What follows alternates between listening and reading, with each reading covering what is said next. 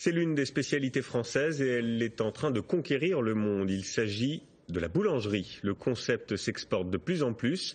Pain au chocolat, croissant ou encore baguette, de Rio à New York, les étrangers en raffolent, à tel point que des étudiants du monde entier viennent désormais se former chez nous pour ensuite ouvrir leur propre commerce. Vous allez voir, c'est assez étonnant. Le dossier est signé Margot Manière et Lou Krikorian. À côté des plages de Rio, dans ce quartier chic, on se croirait presque en France. Viennoiserie, croissant au pain au chocolat. Et pourtant, ce boulanger est 100% brésilien.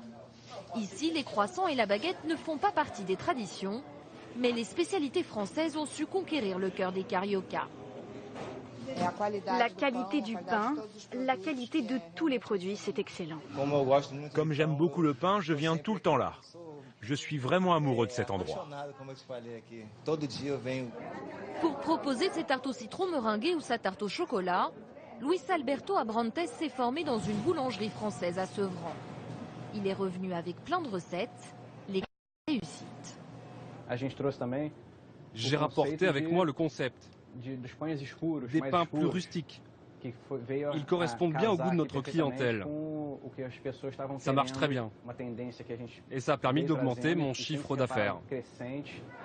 Alors qu'un boulanger traditionnel au Brésil gagne 1 500 € par mois, lui avoue empocher 2 300 € grâce à sa French Touch. Le succès des boulangeries françaises à l'étranger suscite des vocations.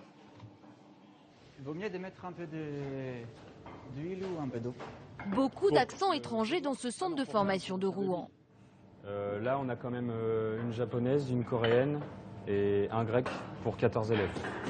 Ici, 20% des élèves sont étrangers.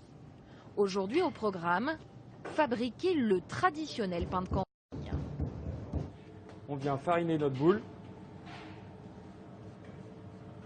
Donc ce qui est important, c'est que ça soit bien serré cette boule, d'accord ? Ce jeune grec a fait le voyage pour maîtriser toutes les techniques françaises. Il a déboursé 6 800 € pour 4 mois et demi d'enseignement. Si on veut comparer les niveaux de France et les niveaux en Grèce, c'est pas du tout pareil. Je suis venu ici pour me former, pour approfondir un peu plus au niveau de boulangerie, pour obtenir au maximum de savoir-faire. Bilan après la cuisson des pains et des ficelles. Vous en pensez quoi, Stavros, de vos pains? Un peu trop de buée? Trop de buée, ça c'est certain. Il y a trop de buée, ça veut dire que du coup maintenant, on a une surface très brillante. Sinon, le façonnage est très correct. Voire un des plus jolis du labo. Là. À la fin de sa formation, il rentrera en Grèce dans la boulangerie de son père pour proposer des pains français. C'est juste un petit caramel. On aurait pu le faire à sec. Là, on a mis de l'eau pour pas brûler le sucre. Hein. Dans l'atelier de pâtisserie, mission du jour, faire un caramel pour les petits fours chocolat noisette. Ici, 60% des étudiants étrangers sont asiatiques. Et appuyer fortement jusqu'au fond. Ok ? La pâtisserie française, c'est une passion pour cette japonaise de 28 ans. Si vous êtes un droitier, à gauche. La pâtisserie japonaise, c'est différent. C'est fin et c'est joli.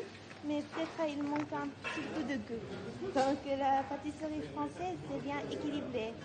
Et s'il y a une demande au Japon depuis 30 ans, c'est en Chine que ça explose en ce moment. Cette jeune femme de 21 ans compte bien se lancer dans l'aventure. Je vais rentrer en Chine, travailler en pâtisserie ou ouvrir une boutique par moi-même. Elle se donne les moyens de réussir. Prise de notes, concentration optimale. Ses élèves apprennent très vite.